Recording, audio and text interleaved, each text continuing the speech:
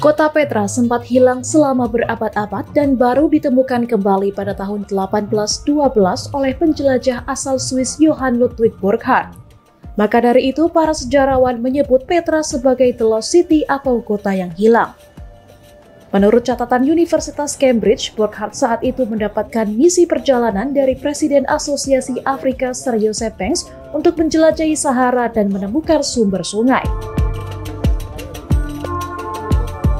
Perjalanan itu membawa Burckhardt sampai ke Wadi Musa, wilayah bebatuan merah tempat Petra berada. Petra diyakini telah ada sejak abad keempat sebelum Masehi atau sudah berusia lebih dari 2 tahun.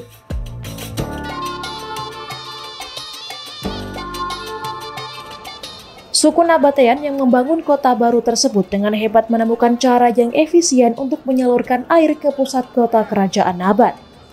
Pembangunan sistem irigasi yang mereka bangun berhasil membuat kota Petra hidup. Perkebunan bisa tumbuh subur, bahkan mereka memiliki air mancur yang menghiasi kota tersebut. Kota Petra juga dilengkapi dengan bermacam ruang publik, tempat pertunjukan, makam raja, hingga tempat-tempat persembahan. Petra tidak hanya menghidupi warga Nabatean. Lokasinya yang berada di jalur perdagangan kuno tersibuk antara Laut Merah dan Laut Mati membuat Petra disinggahi banyak pedagang. Mereka rela membayar tempat berteduh dan air di tengah jalur dagang pasir itu.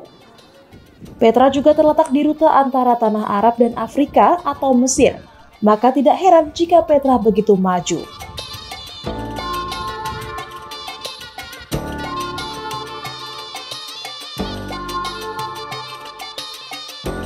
Petra menjadi kaya dan makmur pada masanya, tulis Rossi Leso di laman The Collector dikutip dari National Geographic Indonesia. Semua itu memang sulit dibayangkan apabila melihat Petra saat ini. Sebuah gempa bumi besar pada akhir abad keempat membuat hampir seluruh kota Petra hilang. Setelah itu Petra mulai ditinggalkan oleh penduduknya dan perlahan kota yang makmur terlupakan. Hingga saat ini hanya sekitar 15% dari kota Petra yang telah ditemukan dan dapat dinikmati turis. Sisa kota diyakini masih terkubur di bawah gundukan tanah. Para sejarawan memperkirakan ukuran kota Petra seluas sekitar 160 km persegi atau 4 kali lebih besar dari Manhattan. Salah satu bangunan kota Petra yang paling mengagumkan saat ini adalah kuil Treasury.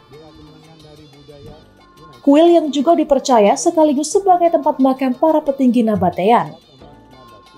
Ini fungsinya apa sampai tahun 2003 belum diketahui, tetapi saat ini Petra ada renovasi pada tahun 2003. Coba lihat yang dibakar ini, Bapak Ibu, yang di bawah baru ditemukan. Ini kuburan ya 5 meter ke bawah.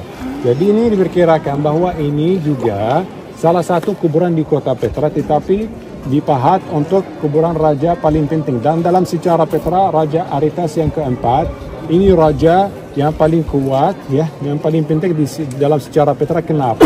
Karena dia bisa berperang melawan kekaisaran Romawi di utara dan bisa mengusir mereka sampai ke kota Damaskus, ya, ibu kota dari Suriah.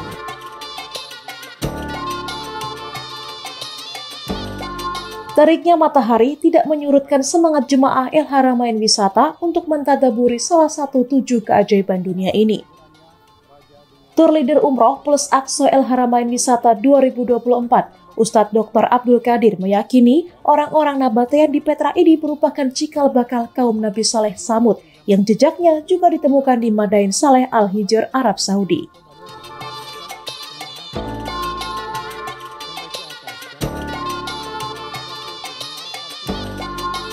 Bismillahirrahmanirrahim. Saat ini saya masih berada di kawasan Petra, Amman, Yordania. Tempat ini menjadi saksi sejarah bagaimana dulu Allah Subhanahu wa taala menurunkan azab kepada kaum Samud. Ya, awalnya ketika kaum Samud ini mengidam-idamkan seorang pemimpin, lalu kemudian diutuslah kepada mereka itu seorang Nabiullah, Nabi Saleh untuk menjadi pemimpin mereka. Lalu kemudian ketika awalnya mereka gembira dan senang ada pemimpin, tapi ketika Nabi Saleh mengajak mereka untuk beriman kepada Allah, disinilah mereka mengingkari dan tidak menerima karena dianggap ingin merubah agama nenek moyang mereka. Lalu mereka menantang Nabi Saleh untuk menurunkan mukjizat agar mereka bisa beriman kepada Allah. Permintaan mereka adalah menantang Nabi Saleh mengeluarkan dari batu seekor onta warna putih tinggi, hamil 10 bulan, anak kembar. Lalu Nabi Saleh mencoba berdoa kepada Allah dan akhirnya Allah mengabulkan permohonan Nabi Saleh dan keluarlah onta itu sesuai dengan keinginan kaum Samud ini. Apakah mereka beriman setelah itu? Ternyata mereka berdalih dan tidak mau beriman kepada Allah dan malah menuduh Nabi Saleh itu sebagai tukang sihir. Dan ini diabadikan di dalam Al-Quran. Qalu innama anta minal musahharin. Nabi Saleh dianggap sebagai tukang sihir yang hanya bisa membuat ini semua menjadi tidak nyata. Nah, dari sana Nabi Saleh berpesan kepada mereka bahwa jangan mengganggu onta yang sudah diciptakan Allah itu. Kalau ada yang berani mengganggu apalagi membunuhnya, maka tidak lama akan turun azab dari Allah Subhanahu wa taala. Dan benar saja atas pembangkangan, kelancangan kaum Samud ini, mereka menyembeli onta itu dan melanggar larangan Nabi Saleh. 3 hari setelahnya Allah menurunkan azab. Azab yang pertama, kulit mereka berubah menjadi warna kuning. Hari kedua, kulit mereka berubah menjadi warna merah. Hari ketiga, kulit mereka berubah menjadi kehitaman. Pas malam hari keempat, ada perintah dari Allah kepada Nabi Saleh dan keluarganya dan umatnya agar segera meninggalkan tempat ini. Karena sebelum subuh, Allah akan menurunkan azab di tempat ini.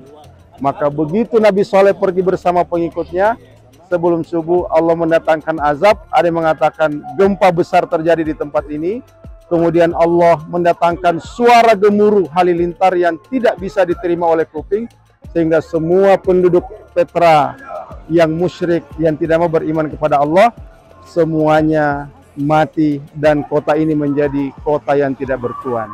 Dan itulah menjadi tempat ini sekarang menjadi saksi buat kita bagaimana Allah memberikan pelajaran kepada umat-umat yang tidak mau beriman kepada Allah. Itu laporan sekitar peristiwa pengazaban, penghancuran kaum Samud oleh Allah Subhanahu wa taala di tempat ini di Petra.